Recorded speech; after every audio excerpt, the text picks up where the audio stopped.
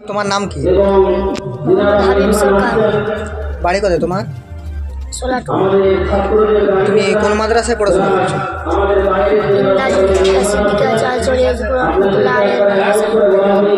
কত বছর এই মাদ্রাসায় তুমি আছো? 3 বছর। তুমি খুবই গরিব ঘরের ছেলে, তো এটা সবাই শুনে একটু দুঃখ প্রকাশ করলো। তো আগামী বছর তুমি পাগড়ি পাবে এটাই শুনলাম, তো এই নিয়ে কি বলবে?